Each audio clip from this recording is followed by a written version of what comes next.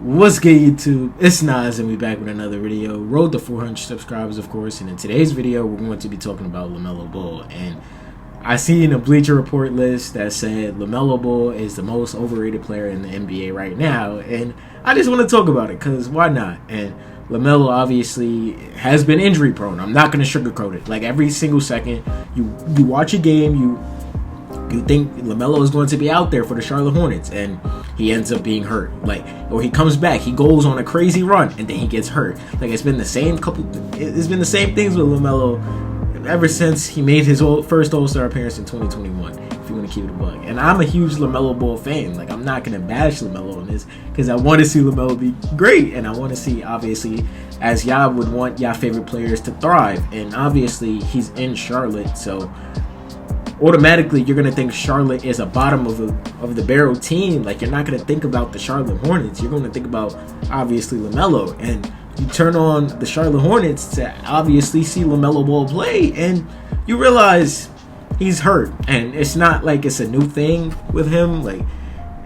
I know, probably, if you watching this video, you'll be chilling, right? You'll be like, I know y'all probably never said this before, my bad. I tried to assume, but I'm gonna go turn on the Charlotte Hornets game. I'm bored. If y'all would have say that, but I know if y'all team was playing the Charlotte Hornets, and you would be like, oh shit, they about to play LaMelo, and you realize LaMelo Ball is hurt. So what can you do? What can you say to that?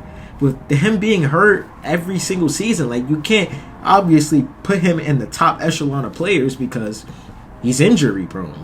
You're gonna get a crazy stretch of games, and then you're gonna get hurt. You're gonna get exciting plays. You're gonna get highlight plays for obviously the end of the season, and then after that, he's just going to be injured. And I don't know, bro. It's I'm not gonna call him overrated, or I'm not gonna call him underrated, because when LaMelo is out there, he's nonstop excitement, and he's obviously the best player on the court some nights, and people are not going to give him respect or credit for that. If keeping it about the same timing when we're talking about the injury prone shit.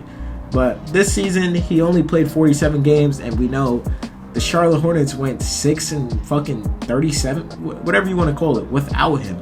That's how important he is to everything Charlotte has going. And if LaMelo would obviously get traded from Charlotte, who's going to believe in him to stay healthy enough to be there the whole season? I know as a GM, I wouldn't, but as a fan, I'd be like, oh shit, yeah, I want LaMelo. I want LaMelo over all these point guards. I see what he's capable of. I'm forced to watch the Charlotte Hornets every night. I know he's the best. He's one of the best point guards, top 5 point guards, but I can't put him in that recognition because he's been injured. So it just sucks as a fan, of LaMelo and him doing everything I feel like you should do as a player, but your team is not good enough for you to obviously compete in the playoff teams. People in his draft class, Tyrese Halliburton, he was on the Kings at first, and then he got traded to the Pacers, and the Pacers built around him the correct way. That's what I feel like LaMelo Ball needs, that growth, but Tyrese Halliburton is a top echelon player because why? He's always available for the Pacers. Yes, this is not a good example because next season he's going to be hurt. He's going to be hurt all season, like I said, but it's not a lot you can do with the Hornets roster. And I just feel like Tyrese Halliburton was set up, or the Pacers set up Tyrese Halliburton for perfect success. The Pacers realized, oh shit, that young kid is nice. I want him to be the future of this franchise. And obviously, LaMelo wasn't given the franchise at first because he had to play with Devontae Graham, Gordon Hayward. I'm telling you this because I had to watch this shit. I was dead ass dumbfounded when LaMelo was coming off the bench. But obviously, he broke out, blah, blah, blah. And the rest is history. But ever since that breakout season in 21-22, in the 22-23 season, he only played 36 games. He averaged 23.5 points per game, 6.5 rebounds, and 8.5 assists. In the 23-24 season, he played 22 games. He averaged 24 points, 5 rebounds, and 8 assists. Every season, this is before this season, last season actually, he's been hurt. What can you say to make a person believe in an injury-prone player? Oh, you think LaMelo a top 8 point guard? He always hurt. How you gonna put him in your top echelon of point guards? I'd rather have available players. I tell you, every single time you try to compare LaMelo to, obviously you compare LaMelo to Cade. Cade's been to the playoffs. Cade brung Detroit back to the promised land. And I'm talking about Cade because yesterday's video was literally on No, 2 days ago. God, I'm sorry. I'm recording this when the Jonathan Kameka video came out. But you compare them two, you're going to be like, oh, Cade's a better scorer. Cade's a better defender. Cade's a better rebounder. When Cade's a better assist maker. And obviously you're going to say that because Cade was available this season. Yes, he was hurt before. But you see what happened when Cade was healthy enough to break out of his shell. You got LaMelo or Brunson. Yeah, you Charlotte fans want to LaMelo. Yeah, it's not an argument, I feel like, anymore because of what Brunson just showcased in the playoffs, but I feel like it was. Maybe it's just me. Maybe it's just me. But I don't know. And the Hornets roster, like, they're young and they're set up for this weak Eastern Conference to possibly make a play-in team. And I can't say with full utmost confidence I think they would get into the play-in or possibly the playoffs because we don't know what LaMelo Ball's health is going to look like. And when he's healthy, I feel like he's one of the best players on the planet, obviously.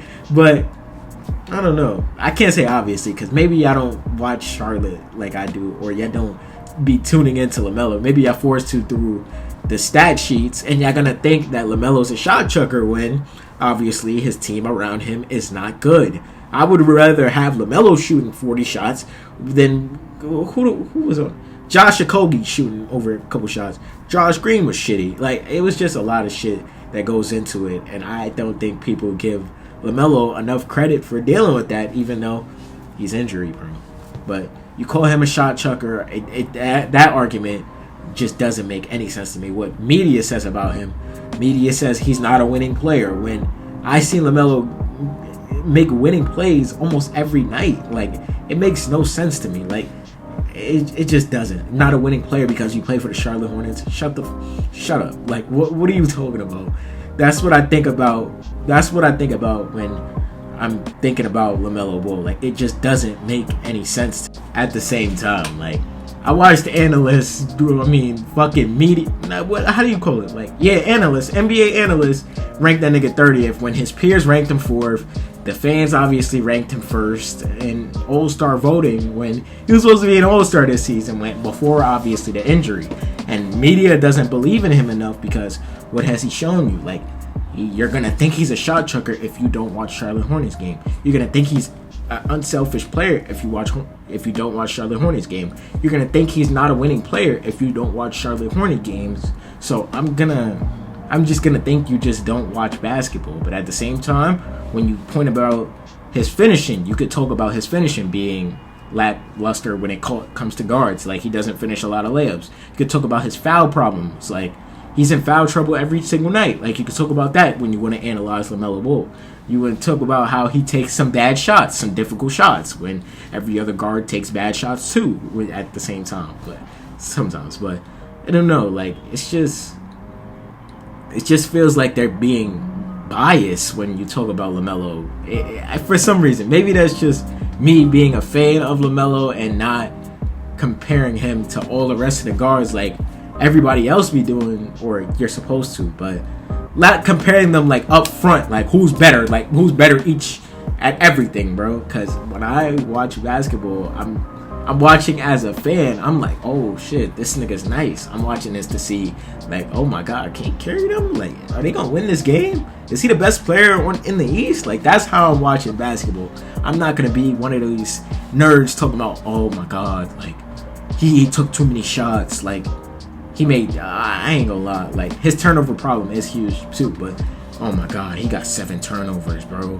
Point guards are not supposed to have 7 turnovers. They're just supposed to be this perfect, efficient playmaking beast. Like, that's what they just analyze too deeply into it. When I think, when you're talking about basketball, you think, does he make his team better? Can he make the difficult shots, clutch, timely shots? Can he get his teammates involved? And obviously, does he make the team better? I don't know if I said that already, but can he make the team better? And I think LaMelo checks all of those boxes when obviously analysts are going to give up on a person who hasn't been healthy. But I feel like if you really look deep into it and deep into his story, you see deep into his NBA career, not his story. Shit, but when you look deep into his NBA career and you figure out some of the reasons why, like, they've been a bottom-notch team, LaMelo hasn't been healthy because of the ankle injuries, I just think you get a whole different picture and a different aspect to it. But I don't know. Maybe this is just a biased video and I felt like making it. I don't know. But I hope you guys enjoyed this video. Subscribe. What's good, y'all? If you made it to the end of the video, I hope you guys enjoyed this video. And the channel icon's right here on the right, and there's a video on the left. Click one of them holes if you didn't watch it already, and subscribe. Help the channel grow. And I appreciate you.